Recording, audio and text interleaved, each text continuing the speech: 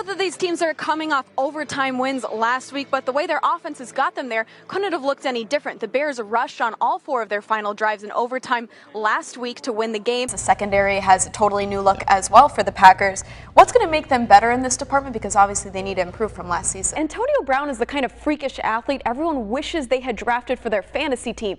And that includes Packers like corner Demarius Randall, who said this week he plays AB on Madden all the time. You guys have talked a lot about the defense so far tonight, and one part of the defense that sometimes can get overlooked is the outfield. Buddy Reed has center field on lockdown, and freshman Nelson Maldonado has done a great job in left, but Kevin O'Sullivan is still kind of toying around with that right field position. We've seen Ryan Larson, Nick Horvath. Tonight we have Jeremy Vasquez in right.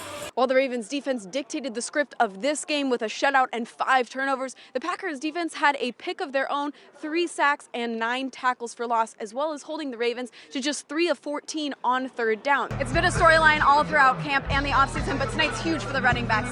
Ty Montgomery and the rookies behind him. I want to see pass protection, I want to see ball security, and I want to see good communication with the quarterback, Brett Hundley. Sellout crowd of more than 1,300 people packed into the Pettit National Ice Center with a lot of these and a lot of cowbells for the first Olympic trials here in 20 years. Russell Wilson was uncomfortable, runs were dead on arrival, and most importantly, the Seahawks didn't reach the end zone once.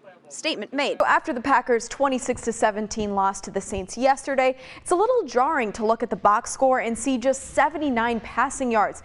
It wasn't a disaster, but it does beg the question, could Brett Hundley have done more in his first NFL start? Packers' top 3 tight ends have a combined 21 years of experience, but former Badger Lance Kendricks and Martellus Bennett just got to Green Bay. But they all have something different that they bring to the table. Mike McCarthy and his staff are huge on benchmarks. Family night was one of those, seeing how the players perform under the lights for the first time. But tonight's even bigger. It's the first real game against a real live opponent. Yeah, Chris, a tremendous day for the rookie running back. Starter Ty Montgomery was a no-go today because of those broken ribs. So Mike McCarthy and company turned to Jones for the 2nd straight week, and he didn't disappoint. All eyes are going to be on Brett Hundley tonight, of course, but the Packers need to get their receivers more involved than they were against the Saints. How do you see them doing that? Yeah, sometimes this team looks like a completely different team in the first half than in the second half. They've outscored opponents 212-58 through 11 games so far. And now this is going to be your 5th time in Omaha. What is special or different about this team compared to previous teams you've gone to Omaha with?